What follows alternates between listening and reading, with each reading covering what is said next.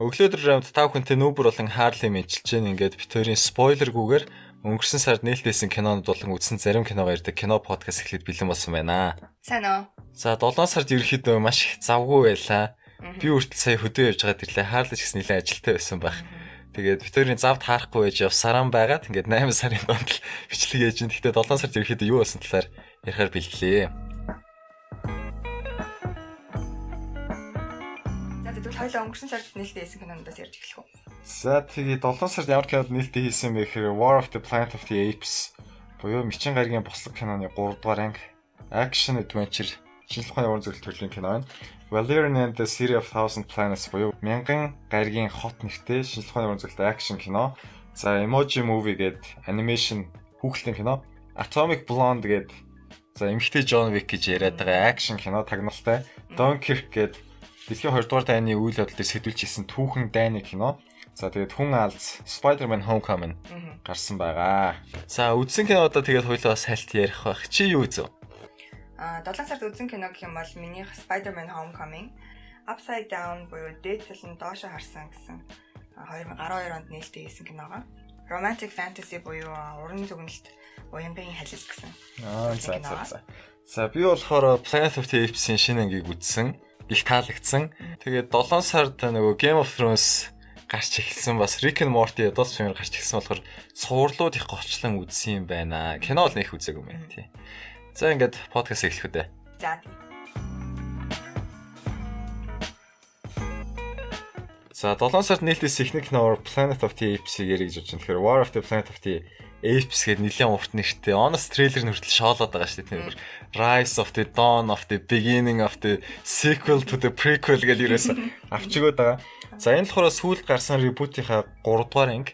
Тэгээд анх эхний кино гарч байхад нь 3 анги их л хол санагдчихсэн санагдаж байна. Тэгээд за үнэлгээний дэвд Rotten Tomatoes дээрээс 93%, IMDb-гээс 7.9 авсан байна. За зохиолын хувьд болохоор хүмүүсийн харин мичнүүдэд асар том хохирол учруулсны дараа нөгөө сарвчингуудын удирдагч Цэсар өөрийнхөө өшөө онцон авах тэмцлийг эхлүүлээд тэгээд цэргүүдийг удирж байгаа тэр цэргийн даргатай нүүр тулж одоо хин хинийхээ төрлийн хувь зай шийдэх нэг тулаанд орж байна гэсэн тайлбар бичсэн байсан. За трейлерын болохоор хүмүүс хоорондоо байлдаад чам шиг мичнүүд нь хүмүүсийн хамтаа байлдаад чам шиг юм харагдажсэн. Тэгээд подкастыг болохоор бид хоёр ярьж байгаа учраас ялч трейлерыг үздэг. Бусдаар л ерөөсөө трейлер үзэхгүй харанхуугаар орохыг илээд үздэг л дээ. Тэгээд трейлерыг энэ үзээд тахтал бүр арай л олон трейлертэй байсан.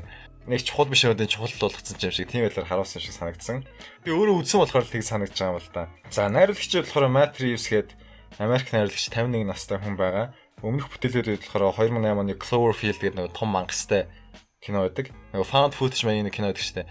Эрхчлөөний хөвшний толгойн зэрэг тастаалгаа нэг усан доороос гарч ирсэн нэг тийм сони шавж шиг том амттай байхгүй. Godzilla хоо гэсэн.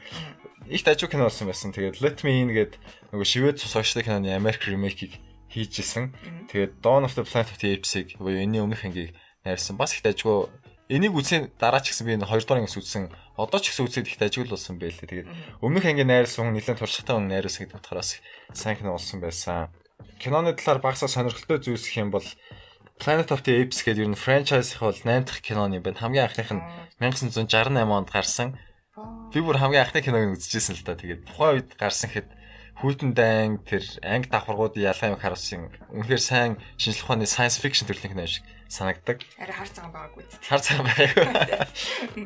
Тийм. Тэгээ миний бүх цагийн хамгийн дуртай science fiction-ийн нэг болохоор тэгээд одоо ч гэсэн ингэж шинээр гаргаж байгаа нь тэр өмнөхөө failдэг үнэхээр таалагдж байгаа. За тэгээд уул нь бол энэ Цэсрийн яг гарч ирж байгаа үйл явдлыг энэ дараа дараахын ангиуд л харуулдаг байхгүй юу. Би бол тэднийг үзээгүй. Тэрийг бас үзтiin үү гэж бодож байгаа. За Цэсрүүд энэ анги дээр баг хүн шиг ярьж чаддаг болсон байлээ. Өмнөхдөр нь болохоор ингээл хагас суугсан гэж ярьдаг байсан шүү дээ. Хамгийн ихний анги дээр бол зүгээр ганц нэг үгэл хэлдэг гэсэн. Энэ л болохоор кино бүтээгчдийн зүгээс Цэсрийн бас өсөлт хөгжлийг харуулж байгаа юм аа гэсэн утгатай юм хэлсэн байлээ. Бүрэн утга илэрхийлдэг үг л гэж ярьдаг лөө. Тийм, тархин бүр сайж яваад байгаа байхгүй нэг сарвчингийн ханаач явсараад. Тэгээд одоогоор 3 анги гарсан байгаа ч гэсэн энэ өнгөрсөн жил 10 сар гэхэд бол 4-р анги хийнэ гэж төлөвлөсөн байсан бол зарлцсан байсан юм байлээ. Тэгэхээр энэ сүүлчийнх анги биш болж таарад байгаа. За мэдээллүүдийн хувьд бол юм байна. Одоо тэгээд үтсэн сэтгэлээ ярих гэж бодож байна. багслаад хэлэхэд үнэхээр их таалагдсан. Цэсэр үнэхээр их таалагдсан. Тэр дайсны талын дарга гэдэг цэргийн дарга бол таалагдсан. Нөгөө Zombieland-ийн гол дүрсэн зөндөө олон юм инээдүйн киноч шиг тоолсон тийм дүрүүд залаад гэж тийм. Хаан Сологийн тухай шинэ кинонд бас энэ жүжигчин тоолсон гэдэг тэр бүлээл таалагдсан. За CGI computer graphic юмны бол яриад байх юм үнэхээр байгаагүй. Тийм ер нь энэ зурлал чинь тэр тал дээр айгуу зүгээр ч тийм нэлийн чадвартай хүмүүс ажилласан юм шиг. Тийм. Гэхдээ нэг ярьдаг амттай кино чинь тэнэг санагдаад шүү дээ. Planet of the Apes бол ямар ч тийм асуудал байхгүй байгаа. CGI гэснээс энэ кинон дээр би нөгөө хоёлаа уртын подкаст дээр ярьжсэн шүү дээ. Beauty and the Beast-ийн кино. Мангасынхны өснүүд энэ төр гэдэг. Тэгээ тэр мангасыг болохоор жүжигчин өөрөө өчнөө зөөлөгч хөндрүүлэгч нэлээд зүүж иж мангасынхаа физиологи амгийн ойртохын тулд бас нэлээд хөдөлмөрлж тэр дүрийг бүтээж исэн гэдэг. Энэ кинон дээр яг адилхан нөгөө Lord of the Rings дээр гардаг Sméagol лөө. Тийм, Gollum. Тийм. Sméagol Gollum энэ чинь нөгөө бөгшнөөс хордсон үе, бөгшөнд хордог байсан Hobbit нэрний хоёр нэр нэг байхгүй. Sméagol нь Hobbit нэр нь, Gollum нь одоо тэр муухай амтан болсон нэр нэг байхгүй. Тэгээд тэр Gollum-ын дүрийг бүтээж исэн залуу Цэсэрийн дүрийг бүтээд юм билээ. Тэгээд энэ хүн бас Цэсэрийн дүрийг амьдралтаа хамгийн ойрхон болгохын тулд тийм жинхэнэ арай өөрөөр хуваарлж сурахын тулд нэлийн их хүндрүүлэгч зүүж энэ дүрийг бүтээж исэн юм байлээ. Тийм, honest trailer дээр бас тэгж хэлсэн байсан шүү дээ. Кино хэтэрхий амжилттай бас учраас энэ жүжигчин насаараа ийм бариу хувцсан өмсч нүүрэн дээр олон цэг наах ажилтай болгосон гэж хэлсэн байсан. За, үйл явдлын Apocalypse Now тэгээд Schindler's List хоёрыг нийлүүлсэн юм шиг санагдсан. Нөгөө хорих лагерын амьдрал энтрийг үзүүлж ялгуулж ярьж байгаа юм шиг харуулсан байсан л та. Тэгээд олон сарвчингууд хоорондоо адилхан нэг хар багсаасан юм байгаа юм шиг хэрнээ дөрүүд нь хоорондоо ялгаж чадсан шиг санагдсан. Тэгээд шинэ өөр сонирхолтой санагч энэ тэртээ таардаг. Нөгөө bad ape гэдэг. Тийм, bad ape гэдэг. Тэр нь бүр амар хөөрхөн заяа ерөөсөө. Хамгийн анхны хувцтай ape-ийн дүр гэж байгаа шүү дээ. Тийм, нэг амар яг Цэсэр шиг эсвэл Цэсэс арай сайн ч юм уу ярьдаг. Тэгэл хамаг юм ярьлаа нэг сарвчгуудын дохионы хэлээр ойлгохгүй. Тэгэл ярьж байгаа хоолой, ярьж байгаа өгнүүдийн сонголт бүх юм яг нэг тийм настай хүн шиг хөөр. Тэгэл үгүй гэж хөөх юм. Тэгээд байсан. За дүгнж хэлэхэд бол Planet of the Apes 3 дугаар үнэхээр сайн болсон байна. Цувралынхаа өмнөх амжилтыг бол давтаж чадлаа. Дээр үеийнхаа киноны нэр хүндээ гутаасангүй. Тэгээд сүүлчийнх анги биш 4-р анги гэж гарна гэж байгаа юм байна. Үнэлгээ маш сайн байна. Ийм л энэ да. Энэ бол all good news аа. Бүх юм сайн. Үзэхэд хүртэл сэтгэл догтлом сонирхолтой байж чадсан.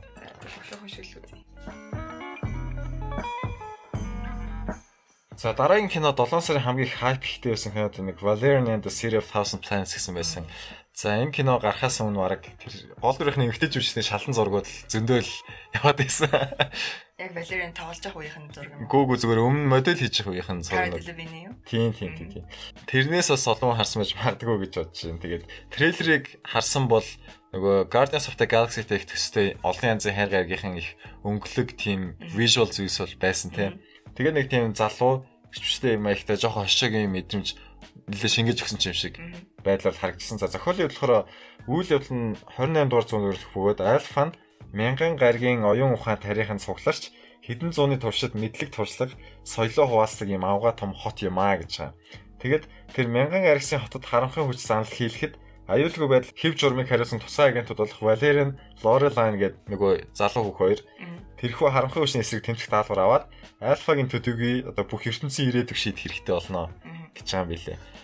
За тэр хоёр хүүхдэлтэй бүх юмыг л ертөнцийг л аврах бол үүрэг даалгавартай болж байгаа юм байна л да. Тэгээд энэ Францын комик номын цуврал дээр л үнсэлж уг нь хийсэн юм билээ. Францд бол алдартай. Тэгээд Америкт бас нэг ч олон хүн мэдэхгүй. Тэрнийгээ дагаад Америкийн соёлыг төлхөд сонирхдаг бид нар шиг хүмүүс гэсэн нэг сайн мэдэхгүй байгаа байхгүй. Тэгээд уул нь бол найруулагч нь бүр үнэхээр хийхийг хүсээд бүр энүүгээр юм хийчихсэн гэж бодоод энэ адапташныг бол хийж байгаа гэсэн юм л. Дааштай харамсалтай энэ киноос тийм амжилттай болж өгөхгүй байна л да. За үнэлгээнүүдэд болохоор Rotten Tomatoes дээрээс 51%, IMDb-г 6.7. Ерөнхийдөө дундаж үзүүлэлтийг авсан байна. Найруулагч болохоор Luc Besson юм болоо. Өөрөө Францын найруулагч 58 настай юм байгаа. За ямар киноноор энэ найруулагчийг мэдэх вэ гэхээр Такси гэдэг нөгөө Францын кино байдаг. Үнсэл үзэр зөндөх гардаг гэсэн шүү дээ. За тэр киноны кино зохиолыг бичижсэн 5 дахь мах үдийг найруулсан Артур гэдэг нэг одоо хүмүүстэй нэг хачин хүүхэлтэй сонин кино байт юм а. Тэрийг найруулсан. Тэгээд нөгөө Scarlett Johansson тоглосон Lucy-г бас найруулсан юм билээ. Тэгээд бүр хамгийн алдартай нөгөө Leon the Professional-ыг найруулчихсан хүн энэ киног найруулсан гэвэл чи итгэхгүй байх юмсан. Би хараад ерөөс итгэхгүй шүү дээ. Тийм ер нь нэлээд чадварлал найруулагч байгаа шүү. За киноны талаар өөр сонирхолтой гэх юм бол кино трейлертэй Beatles-ийн дууг ашигласан хамгийн анхны кино болсон байна гэж лээ. Beatles зөндөө алдартай ч гэсэн Beatles байх үеэс хойш трейлерт ер нь дуудыг ногт ашиглаж байгаагүй тийм байна л да. Лицензийн асуудал хүнд идэв шиг лээ. Зөвшөөрлийг нь Paul McCartney-гаас бүр авсан гэд бичсэн байлээ. Тэгээд энэ комик ном нь өөрөө их дээр үеих.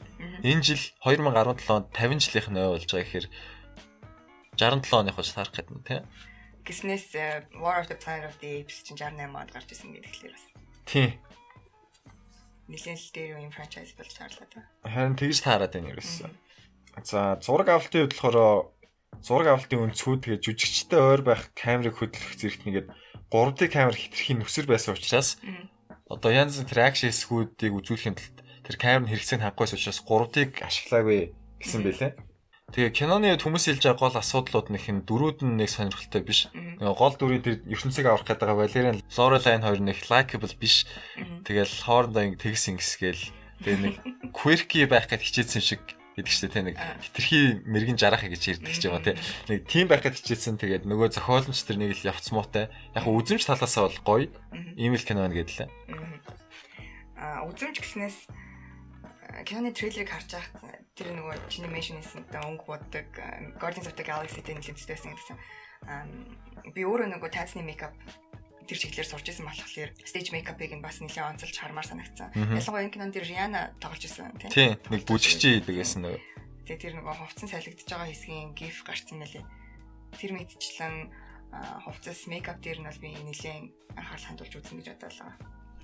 Fifth Element-ийн нөгөө нэг харь гаригийн дуучинтай хэсэгтээ тэрийг их зүйрлж яриадсан. Тийм Rihanna-гийн хэсгийг.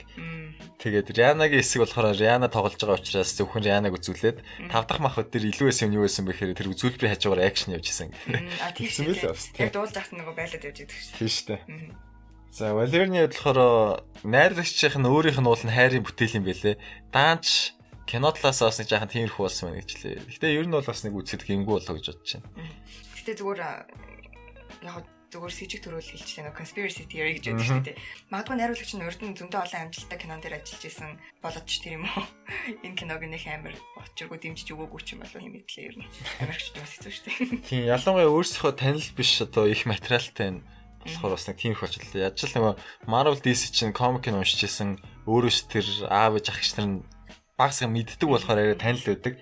Огт танихгүй комик нэг матч хийгээд ингээд өмнө үзчихсэн юмтай төстэй юм шиг юм. Арай муу байдлаар харуулж байгаа нэг ингээл ах шиг байна л да. Тэгээ яаж яах нөгөө нэг нээлттэй хийсэн хугацаанд комикон тэртээ давхцсан байсан гэд хэлсэн байлээ. Тэрэн дээр бас киноны ашиг орлого бага байгаа асуудал байна. Гэхдээ нэг юм нь болохоор кинод яг хөө нээлттэйгээ театрууд гарч ихтэй ашиг нэг болохгүйсэн ч гэсэн дараа нь бас DVD энтрээ гаргаад, Blu-ray гаргаад, янз эдишнтэй гаргаад бүр алдагдал амар орцсон байсан кинод бүр ашгаа хийдэг юм бас байд юм билээ шүү дээ.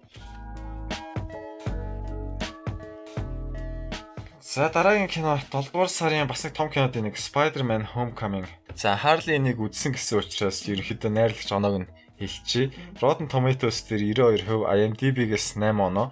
Тэгээ найрлагч нь John Waltz гээд 36 настай Америк хүн найруулсан байна. За өмнөх бүтээлүүдийн хувьд болохоор 15 онд Cop Car гээд үнэлгээ нэлээд сайтай одоо нөгөө машинтай үйл явдал өрнөдөг одоо Road Trip төрлийн кино. Триллер гэхдээ тэгээд 14 онд гарч ирсэн бас нэг триллер алиалагч буюу Clown гэдэг нэртэй аимшигын бас хүнлэгээ сайтай кино хийжсэн юм билээ. За трейлерыг нь бол би үзсэн. Шөнө гарцсан байсан яаж яхаа тэгээд тоглоод үзсэн байхгүй. Тэгсэн чинь бүр арай л хитрхи их юм үзүүлсэн юм шиг санагдсан. Ер нь трейлер үзэх хайгуу дэмий санагддаг л та. Үйл явдлын юу ч утсан байсан бэ гэхээр нөгөө Captain America Civil War-ын дараа таймлайнаараа хугацаагаар үйл явдал өрнөж байгаа. Тэгээд Spider-Man-ийн хувьд өөрийнхөө амьдрал хичээл сургууль тэгээд супер баатар байх нөгөө өссөн дайсатаа тулдах гэдэг энэ бүх юмыг нь зохицуулахад Iron Man тусалж байгаа. Тэгжээд л Vulture гэж нэг дайсан гарч ирээд Spider-Man-ийн амьдрал одоо их шавар хажлаа удаж байгаа талаар гэсэн байна. За Harley юу арсан? Ерөнхийдөө бол надад дэндүү удаан санагдсан. 2 цаг 10 минутын кино гэдэг чинь миний баг амьдралаа үзчихсэн кинондоо хамгийн урт нэс юм хаа. Тэгээд киноноос гараад ирэхэд бол нуруу муруу чилсэн. Ер нь давсан нэлээд өрцөө. Би ер нь бол хэцүүцэл босч ирсэн дээ. За тэгээд эхлэл хэсгийн дааж гарах чинь нэлээд төвчээр шаардсан. Одоо үеийн ялангуяа Америкийн өсвөр насны амьдралыг нэлээд дэлгэрэнгүй харуулсан юм шиг санагдсан. Яг хөө ингэсэн байсан шүү дээ нөгөө гол дүрийн жүжигчин дүрдээ орохын тулд 7 хоног Нью-Йоркийн Bronx High School of Science сурсан гэжээсэ хэд хоног явсан гэж хэлээ сургуультайгаар. Тэгвэл тэр нь үнэхээр яаж нөгөө үр дүнтэй яж. Тэгээд тэр хэсгийн талаараа контентын ер нь үн цэнгүүд үлсэн нэлээд шүүмж төрүүлээд хүрсэн гэж би бодсон. Яад л ихний хэсэг нь нэг тийм контент rich биш. Зүгээр л нэг ердийн амьдралын хідэн хүмүүсийн нэг өдөр тутмын амьдралыг айгүй удаан харуулсан. Тэгээд Супер Баатрын кино гэдэг утгаараа би эхнээс л нэг тийм эгэл биш. Ялангуяа өдөр тутмын амьдралд тэр болгон тохиолдоод идэх үйл явдлыг харахыг хүссэн байх л та.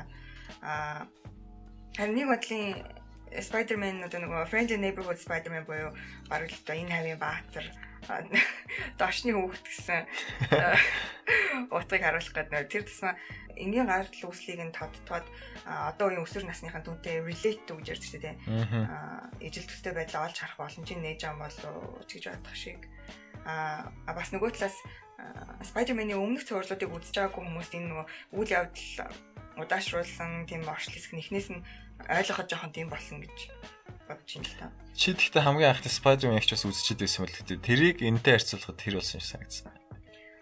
Ер нь бол Tobey Maguire тоглосон тэр хамгийн ихний Spider-Man-д энийг бодвол at least ихний хэсэг нь бол хамаагүй дээрээсэн.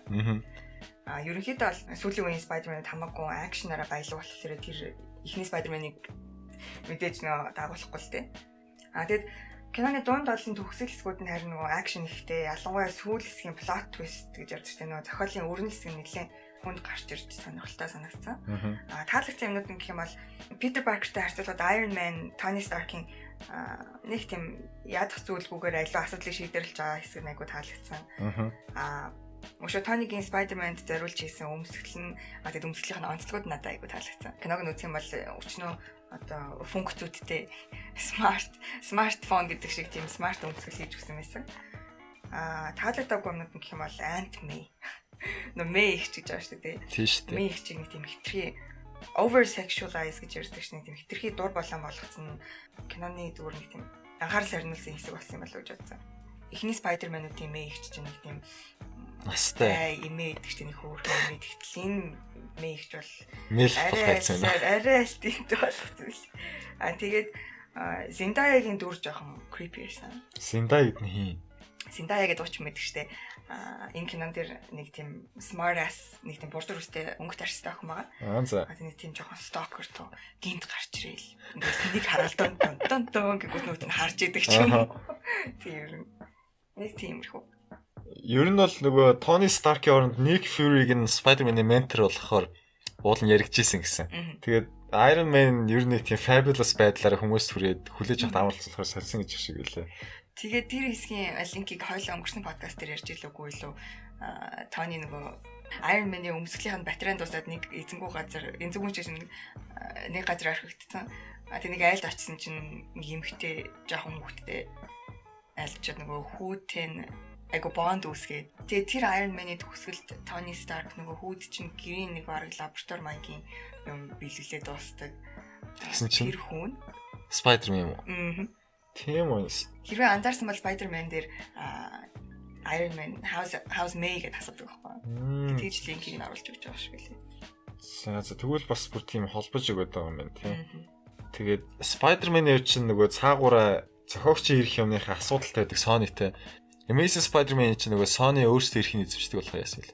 Бүр 2000-ад оны ихэнд Sony чи эзэмшчихсэн ирэх юмудаа зараад Spider-Man чи уул нь Marvel-ийн мөртөлтөө зөвхөн тусдаа кино мэт болоод Marvel-ийн бусад бааtruуд нөгөө шинэ студийнхаа дор явж байгаа тийм болсон байсан.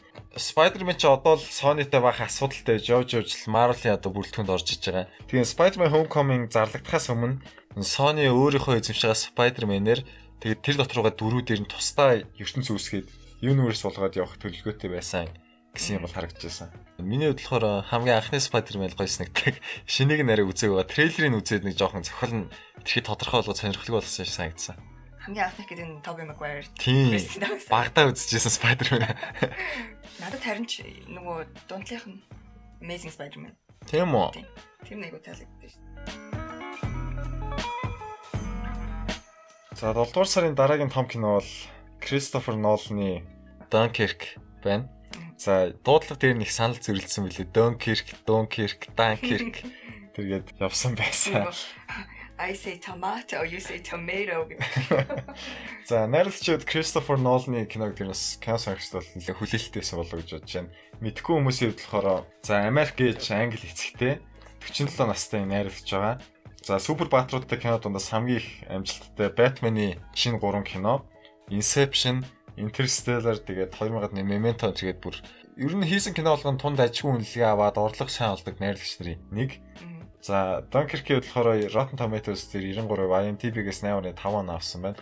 Зохиолын болохоор дэлхийн 20 дугаар дайны их үед Франц нацист Германд ялагдахад нөгөө холбоотон байсан Англи, Бельги, Канада, Францын цэргүүд Англи руу одоо Английн арал руу ухрах гээд тэр Dunkirk-ийн тосгоны хойд зэгт үйл явдал нөрөж байгаа. Тэгээд далайн эргээс зогтж байгаа талаар нь үйл явдлыг бол харуулж байгаа гэсэн түүхэн бодит явдлаас сэтүүлж хийсэн байна. За хамгийн анхны трейлер нь бол нэлээд өрмөц санагдсан болоо нөгөө усан усны зогсоол дээр баахан цэргүүд нэг тишээ хатсан байж байгаад онгоцны чим ойртод ирж байгаа. Тэгэл нэг нэгээрээ хараад бүгдээрээ айгаал доошоо болоод нэг тийм богинохон маш үр дүнтэй тийм трейлер байсан. За киноны хувьд болохоор жинхэнэ усан онгоцуудыг ашиглаж зургийг авсан байсан CGI ашиглаагүй. Тэгээд дижитал биш кино хайсан дээр зургийг авсан.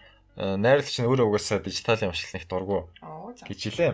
Тэгээд их сонирхолтой нь найруулагч нь өөрөө бокс офисын орлогын 20% нь авахын оронд шууд 20 сая долларын цалин авахар гэрээндээ тохирсон байсан гэсэн.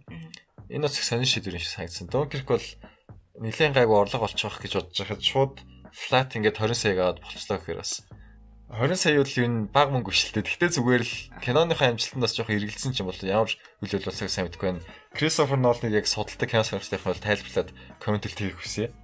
За кино нь болохоор хид хідэн дүрийн өнцгөөс үйл явдал өрнөж яг гол дүр хэсэг юм бол байхгүй. Газар, тэнгис тэгээд тэнгэрт болж байгаа үйл явдлуудыг одоо 3 хэсэгт хувааж харуулж байгаа. Эрэг дээр нь байгаа нэг явган цэрэг тэгээд заваар одоо шилжүүлж хийж байгаа хүмүүсийн нэг тэгээд нисэх чинь тэр гэсэн дүрдэл харуулж байгаа гэсэн байсан. За мэдээч яг түүх үйл явдал дээр сэдвүүлсэн учраас бас хэр үнэн бодис үсийг харуулсан бэ? Түүхийг гоё байсан уу гэдэг асуудлууд бол анханасаа үүсч эхэлсэн. Тэгээд жишээ нөгөө нэг трейлер дээр ч гэсэн харуулаадсэн жирийн хүмүүс одоо их оронч үзлээрээ те тэр цэргүүдийг аваад байгаа тэр нь бол яг хөө түүхэндээ болсон ч гэсэн Англи хэлний газраас бараг нэг хүмүүсийн завиудын хүчээр аваад яг хөө цөөн тооны сайн дурхан байсан ч гэсэн тэр бол ашигласан. Тэгээд тэр жирийн хүмүүсийн завиаш гэсэн нэг ч олон хүн зөөггүй ихэнх нь тэр усан флот айрмын завиуд байсан. Францууд зөндөө олон Франц цэргүүд кинонд гарч байгаа шиг холчиж дайрж ингэж орохынхаа оронд бараг зарим бүр эцсийн хүн хүртлээр тулдаад тэр хүмүүст нөгөө цаг гаргаж өгөхийн тулд зарим нь олдогж яасан бас ингээд тиймэрхүү зүйлсээс орхитуулсан алдагдуулсан тийм юм бол байсан. Тэгсэн ч гэсэн нөгөө Кристофер Ноланы кинодыг үзээд байхад их сайн хийсэн мэддэгдээд байдаг. Тэгээд яг хөө үнэхээр энэ хүний энэ найрлагчид яаж үзүүлэх хүсэж байгаа тэрүүгээр л бид нар үзэж байгаа учраас тийм ч бас шүүмжлээд байх нь утгагүй болоо гэж бодож байна. Тэгээ яг үнэхээр таалагдсан бол цаашаа бас түүхийн сулаа зөвхөн сонирхолтой юм билээ.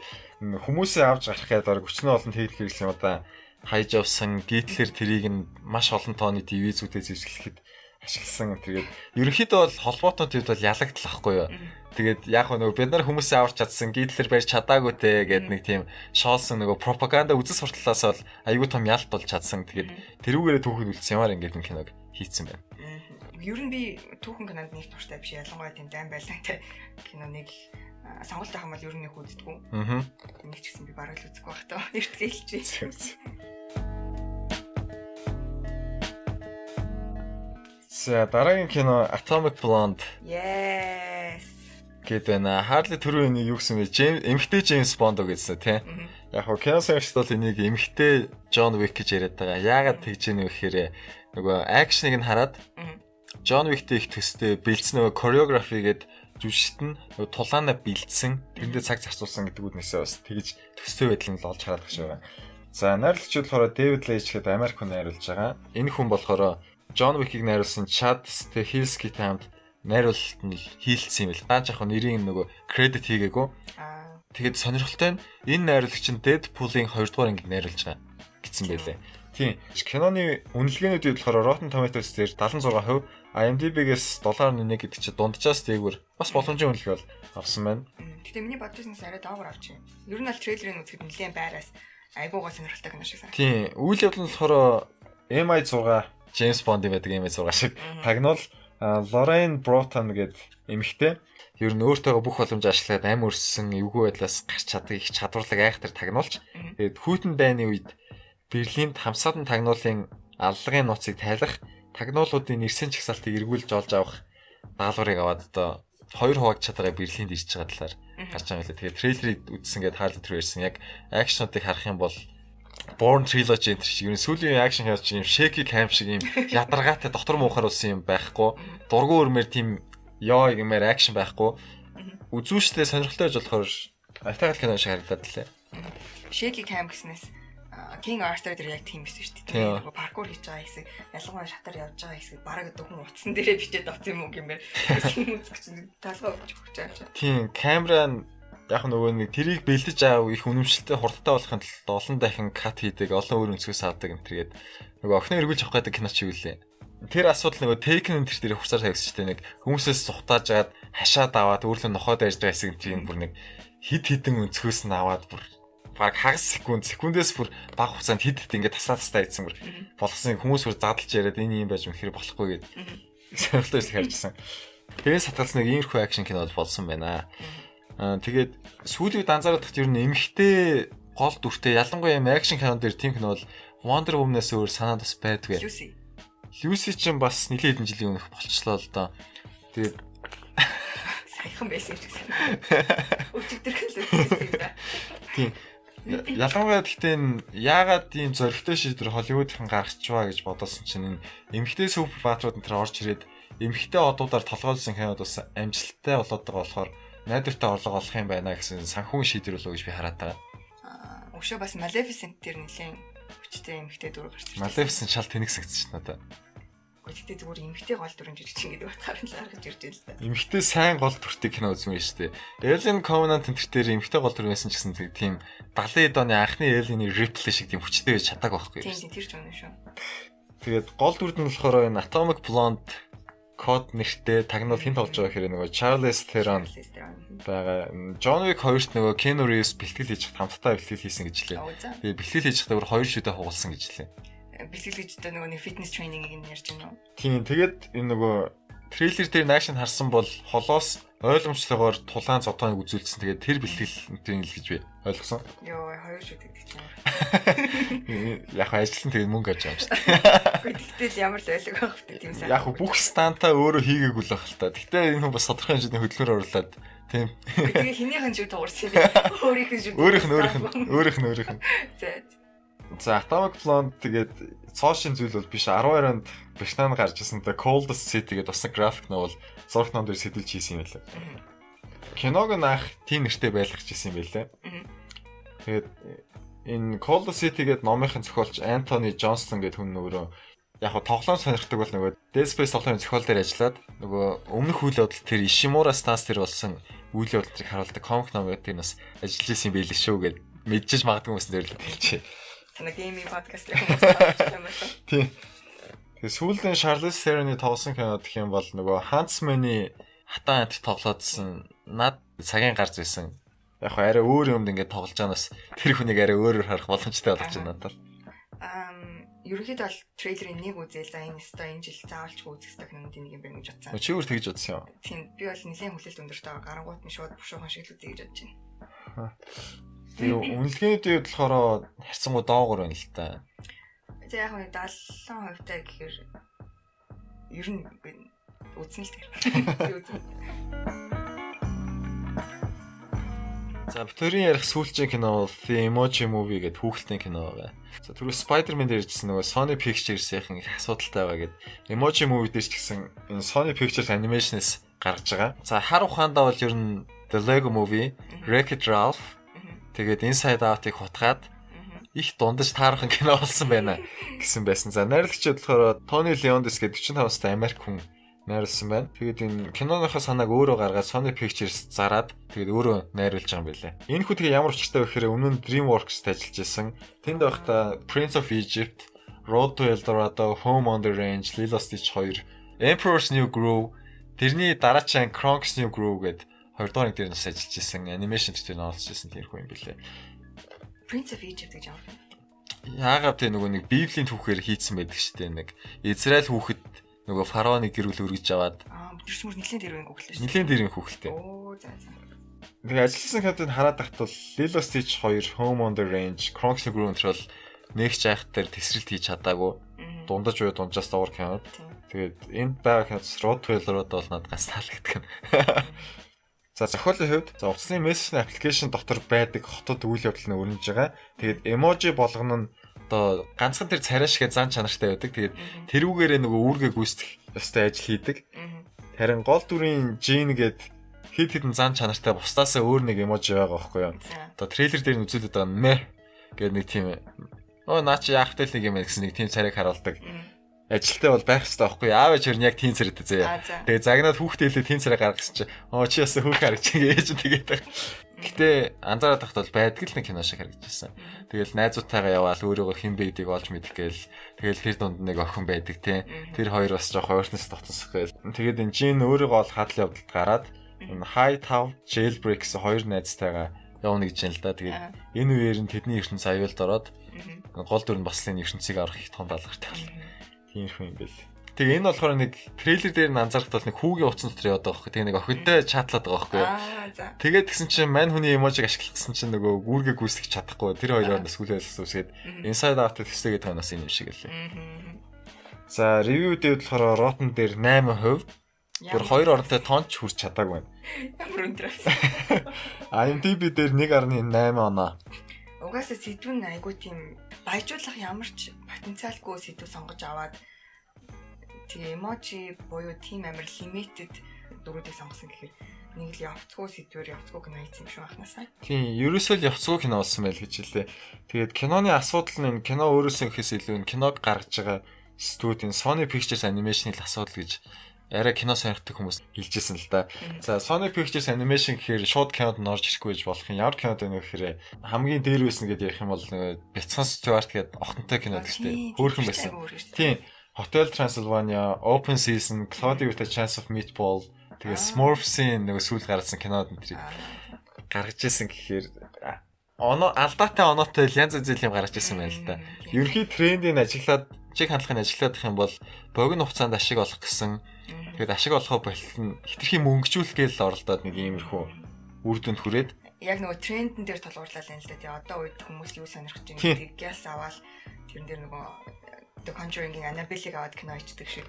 Тэгээд олон жилийн дараа эргэж үзээд байхаар биш ийм кинод хийсэн байгаа байхгүй юу? 5 minute thing гэдэг шиг тухайн үед гяс boom гэжэл цаашаа баг өнгөдчихдэг. Тийм тэгээ гайгүй найрлагчтай Sony Pictures Animation-ийн ажиллах гэдэг энэ жишээ нь Hotel Transylvania дээр нөгөө Gendy Tartakovsky, Samurai Jack, Dexter's Laboratory энэ Cartoon Network-ийн их дажгүй акшн кинодыг найрлагчтай бүр ажиллаж байсан мөртлөө тэр хүн бас асуудал үүсэл болохоо ойлол ясаа байхгүй. Нөгөө Papaya гээд аврах хүчтэй тусчин гэж яддаг гэсэн чтэй.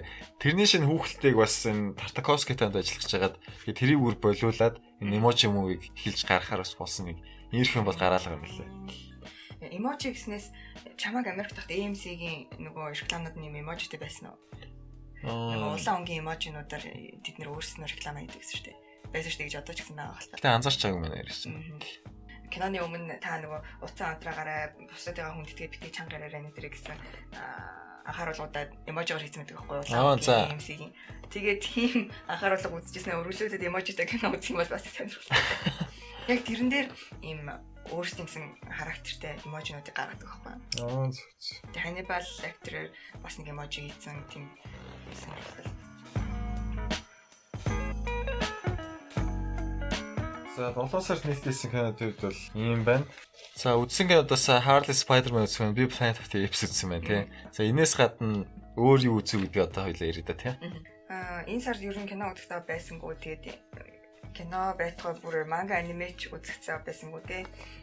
Тэгэхдээ онцолж ярмаар байгаа нэг кино гэх юм бол Upside Down гэдэг миний баг хамгийн дуртай кинонууд нэг. Баг гэлтгүй ер нь бол хамгийн дуртай кинонууд нэлээд явдаг. Директор нь болохоор Juan Diego Solanas гэдэг Аргентин гаралтай 50 настай хүн байгаа. Тэгээд ер нь нэг Тата эдгэнэл кинон дээр ажиллаж байсан байлээ. Тэр дундаас Northeast буюу зүүн хойд зүг гэсэн кино нь 2005 оны Cannes кино наадамд оролцож байсан байлээ. Англиэр Аргентин, Франц хамтарсан кино юм байлээ. Тэгээд би бол өстө сонсож байгаагүй. За гол дүрүүдэд гэх юм бол Jim Sturgis, тэгээд Kirsten Dunst буюу түрүүний ярьжсэн хамгийн анхны Spider-Man Tobey Maguire-тэй Spider-Man Jane-ийн дүр тоглож исэн. Тэр дүрээрээ олон танигдсан гэж хэлж болохоор юм ихтэй. За жанр нь гэх юм бол romantic fantasy буюу уран зөгнөл баян гай хайлт гэж түрүүлсэн. За энэ киноны тавч үйл явдал нь юу вэ гэхлээр яг зэрэгэлдээ орших хоёр гариг байгаа. Яг хажуудаа. Тэгээд тэр хоёр гариг нь тэгэхээр хоорондоо нэг барилгаар холбогдсон. Тэгээд тэр барилга нь Transworld гэдэг нэртэй нэг компани байсан. Хоёр гариг нь болохоор нэг нь Down Dottle нөгөөх нь Up Date гэсэн нэртэй. Ерөөсөө айгүй ингийн. За гол дүрийн жүжигчин залуу Адам маань Down буюу Dottle-ийн ертөнц гаригт амьдардаг. За тэгээд Dottle-ийн гариг нь ядуу. Ер нь бол хүмүүс нэг тийм дээр үеийн хуцанаар ч гэсэн нэг тийм модноос гарцсан. Ер нь бүр шууд утгаараа шааш авахгүй юм биш үү тий. Айгүй хэцүү. Тэгээд Eden буюу гол дүрийн эмэгтэй маань Up буюу баян Upworld буюу одоо баян тийм байх нэ. За. Тэгээд ядуу тарчиг тал нь газрын тос олборлоод дээшээ зардаг. Тэгээд нөгөө түрүү энэ хоёр гариг хоорондоо Transworld гэдэг компаниар холбогддог гэсэн шүү дээ. Тэр барилга болохоор яг ингээд тал дундуура хуваагдаад дундаас доошо доод ертөнцийн татах хүчин хамаардаг. Доод гаригт төрсэн, доод гаригаас үүссэн бүх зүйл зөвхөн доод гаригийн татах хүчинд хамрагддаг. Дээшээ үдэгддэг гэсэн. Тэгээд дээдл нь яг адилхан. Тэгвэл одоо чинь дээрээс юм авлаа гэх юм бол дандаа дээшээ тэмүүлж гэсэн үг доод гаригт очих юм бол. Дээрээс хамгийн гол нь юм авахгүй. Авч болж байгаа ганц юм захилгаа. Тэгээд хоёр гариг хоорондоо ямар нэгэн зүйлс солилцох юм бол тухайн гаригийн зүйлс нь өөр нөгөө гариг руу очих бол хэдэн цагийн дараа халаад шатчихдаг. Тэг хүмүүс нь ер нь бол зөвхөн өөрийнхөө гаригийн татах хүчинд хамааралтай болохоор нөгөө гариг дээрээ тогтох угаасаа дээшээ гарах ямар ч боломж байхгүй. Тэгээ Transworld-д ажилладаг хүмүүс, дундлын давхрын хүмүүс бол ерөөсөө нэг нь дээш харж явах нөгөөт нь яг ингээд таацан дээр сууж идэг. За тэгээд Adam Eden хоёр болохоор багада хоёр ертөнц хоорондоо нэлээд ойрхон гарч ирдэг юм уулзлархаг газар нутагт танилцчихсан. Өсвөр насндаа тэр хоёр баг үерхэд хоорондоо хайр сэтгэлтэй болоод тэгсэн чинь хоёр ертөнцийн хүмүүс хоорондоо уулзалтыг хойлоор нь харьцсан. Тэгээд таасаас нэгнийг харж байгаа мөртлөө яаж тэрээр үргэлжчихсэн юм. Тэгээд дээрээсээ хараад үзүүнийг өвддөг байсан. Ер нь энэ киноны зураглал нь айгүй гоё. Айгүй тийм үзэсгэлэнтэй бүтээлээс ингэж хэлж болно. Тэгээд Адам Eden хоёрын хайр сэтгэлийг харуулдаг. Тэгээ мэдээч хэрэг Адам нөгөө доод ертөнцийн ядуу Eden болохоор баян ертөнцийн болохоор тэр хоёрын хайр сэтгэл цадаа болох зүйл зөндөө байгаа. Адаглал газрын татах хүчнээс ихсүүлээд ер нь бол тэр хоёрыг хооронд нь цуг байлахгүй гэсэн хүчин зүйлүүд айгүй их.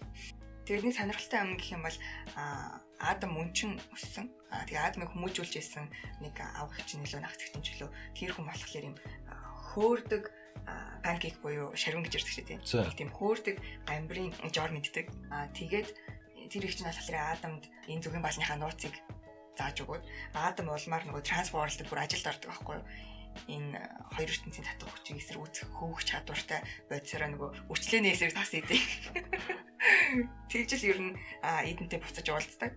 Тэгээ яваандаа энэ нэрмэн дахиж уулзаад кино дуусгүй хоёр ертөнцийн одоо нөгөө зэрэг зандааны ялгаа нь баг устж үг болоод хоёр ертөнц хоорондоо айгүй юм найрамдалтай хөгжлийн үе шатна яг хоорондоо ижилхэн болоод дуусдаг нэг тийм кино байна. Тэгээд ерөнхийдөө бол одоо нийгмийн давхрын үеийн ялгааг л харуулаад тэрний эсрэг тэмцэж байгаа хайр дурлалын тухай юм биш үү те. Ерөнхийдөө бол тийм. Деталийг нь ярих юм бол энэ хоёрын нэгдээ эргэж уулзах гэж одоо энэ баг бүртгэх боломжгүй хайр дурлалыг одоо бий болгож байгаа боломжийг бүрдүүлж байгаа нэг рүүгээ гэсэн тэр тэмүүлэл тэмцлийг айгүй харуулдаг байхгүй. Одоо жишээлбэл Адам Эдентэй уулзах гэж дээд ертөнц рүү гарч ирдэг. Айгүй нэтэ тэгээ нөгөө татах хүч нь өөрийг нь доошоо татаад идэг. Дээд ертөнц рүү тухайн ертөнцийн одоо чулуу хөндрүүлэгч зүгээд дээшээ гарчдаг байхгүй. Дээр тогтохгүй. Тэгсэн чинь нөгөө үс нь басаад идэг. Тэгээ үсээ юучгүй лак татчихлоо гэлдээд юм уу доошоо олгож байгаа 0 ордог байхгүй. Тэгсэн чинь шээсэн чинь яа нурсаад. Тэр үедчлээ ер нь бол the struggle is real гэдэг шүү дээ. Ер нь яг хоорондоо уулзах чинь ярьж айгүйх тэмцдэг. Тэр хэсгийг харуулах гэж ер нь тийм одоо биологи, физик нердүүд ахын бол айгүй сонирхолтой. Хоёр өөр таталцал хоорондоо яаж эсрэгцэж гин үйлчилж гин гэдгийг нь бас анзаарахад айгүй сонирхолтой. Тэгэхээр миний ерөнхийдөө бодож байгаагаар бол энэ кино амар underrated гэж ярьдаг шүү дээ. Үнэхээр үзэх ёстой хүмүүстэй хангалттай хүрч чадаагүй айгүй тийм хитрхи доогуур үнэлэгдсэн кино байсан санагдсан. Хүмүүсийн үзсэн байж болох кино дундаас ямар кинотой төстэй гэж хэлэх вэ? Ямар ямар ч ижил юм дээ. Ер нь энэ нэг тийм айгу өрмөц кино. Ямар ч сандаа чинь хоёр гариг яг хажуу зэрэгэлдээ байж өөрснөө татах хүчтэй гэдэг. Тэгэхээр одоо graph picture ярьдаг шүү дээ. Ойлгоход нэлээд хэцүү баг угаасаа л байж боломгүй концептыг кинонд буулгацсан болохоор надад бас айгу гоё санагдсан. Шал утгагүй санаан дээр суурилсан болохоор гэж. Магадгүй тийм. Наа чи хитрхи романтик хөлөдөө бодол тэр нэг гоё тийм. Нэг юм нэмээд тэгэхээр 2012 онд нээлттэй хийсэн багт би интернетээс хатаж үзчихээд надад айгуу таалагдаад 2013 онд бүр зориод үзсэн чинь Тавтон кино театрууд ерөөсөө гаргаагүйсэн. Тэгээд нэг жижигхэн хотын кино театр руу бүр зорж очсон чинь тойд ирчихсэн манай найз залуу бид ерөөсөө өөрхөн тэр кино театрт байхгүй. Тэгээд би тэрэнд амар харамсаж байсан. Ийм гоё киног яагаад хүмүүс үзэхгүй юм бэ? За би бол 7 сард нэг хайхтар онцолж яриад байгаа кинод үзээгүй байна. За тэгээд цувралууд үзэж байгаа хэлсэн Game of Thrones-ийн season 7 гарч байгаа. 8 ангитай. 10 ангитай байдаг гэсэн. Тэгээд Game of Thrones чинь нэг үлрэлэн гэхэд 100 сая доллар орчим өртөгтэйгээр бүтдэг гээд 1-2 жилийн өмнө уншиж ирсэн юм байна. Тэгээд season 7-д ирэх жил дуусах баг. Тэгээд янз янзын юмд болж байгаа та Game of Thrones үздэг хүмүүс мэдж байгаа. Ер нь бол луу муу тийм фэнтези юмныг сонирхдгүй ч гэсэн ер нь ном ч гэсэн хүмүүсийн магтаад гол шинжил бидний одоо нэг хүлээлт үүссэн нэг тийм өлөг басан үйл явдлаас илүүтэйгээр бодит хүмүүс яах байсан бол гэдэг тийм арай л нэг бодит үйлдэл төсвийн шиг санагдаад л та. Гол дөрүүд нь бас их ойр ойрхон үхдэг. Байнга л хүмүүс үхчихэд юм шиг. Үгүй гол нь тэр туйлын сайн байлаа гэдээ бас дандаа болдог юм а хүн арай ухаантай хэрэгтэй гэдээ харуулчлаа байх л та. За би ямар үзсэн биш тийм юм ачаар. Тийм Game of Thrones-ыг үздэггүй хүмүүсээ солиороод байгаа бол гэж бодоод байгаа бол эхний зүгээр л ангийн үзчих те. Би харин яг эхний ангийн үзэл заа not my cup of tea. Ер нь дэми юм бигэл үзсэн. За тэгвэл тэгэл болоо шүү дээ тий одоо өөр яах вэ. За үзэж байгаа өөрийг цуурлах юм бол Rick and Morty гэдэг энэ болохоор шинжлэх ухааны уран зөгөлт Google-ийн кино байгаа.